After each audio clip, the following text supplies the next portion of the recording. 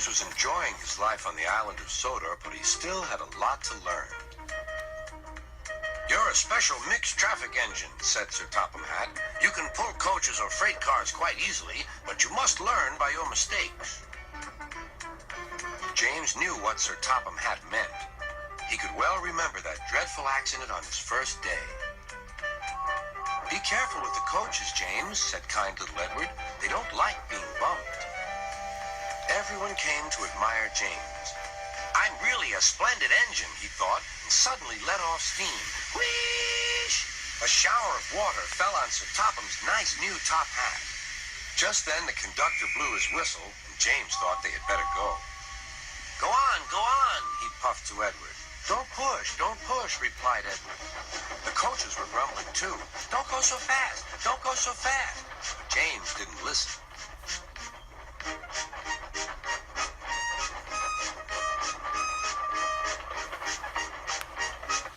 When at last they stopped at the next station, 2 coaches were beyond the platform. They had to go back to let the passengers out. But no one seemed to know about Sir Topham's new hat, so James felt happier. Presently, they came to the station where Thomas was waiting with his 2 coaches. "Hello, James," said Thomas. "Feeling better? That's good." "Oh, that's my conductor's whistle. I must go. I don't know what Sir Topham Hatt would do without me to run this branch line." And he puffed off importantly. Edward and James passed the field where James had had his accident. The fence was mended and the cows were back again.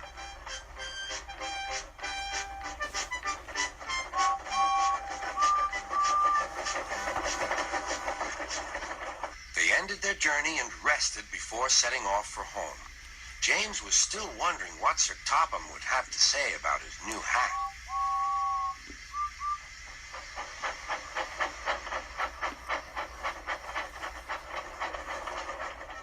Next morning, he spoke severely to James. "If you can't behave, I shall take away your red coat and have you painted blue." James didn't like that at all. He was very rough with the grumbling coaches as he brought them to the platform. "Don't talk. Come on." Gordon never has to fetch his own coaches, he thought to himself, and he's only painted blue. To make James even more cross, this time no one came near him. "I'll show them," he thought. "They think Gordon is the only engine who can pull coaches."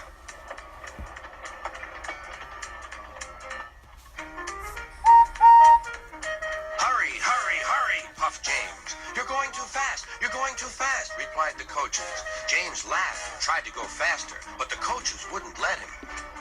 We're going to stop.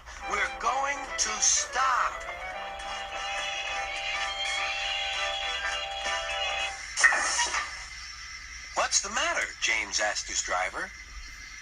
"The brakes are on. Leak in the pipe, most likely. You've banged the coaches enough to make a leak in anything." "How shall we mend it?" said the conductor. "We'll do it with newspaper and a leather bootlace," replied the driver. "But where is the bootlace coming from?" asked the conductor.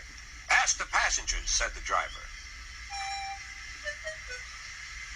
"You have a leather bootlace there," said the conductor to a smartly dressed man. "Please give it to me." "I won't." "Then I'm afraid the train will just stop where it is." The passengers all said what a bad railway it was. Then they told the man how bad he was instead. Everyone was very cross. At last he handed his laces over.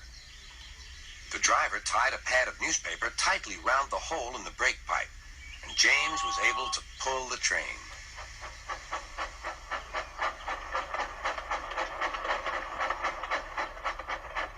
But he was a sadder and wiser James, and took care never to bump coaches again.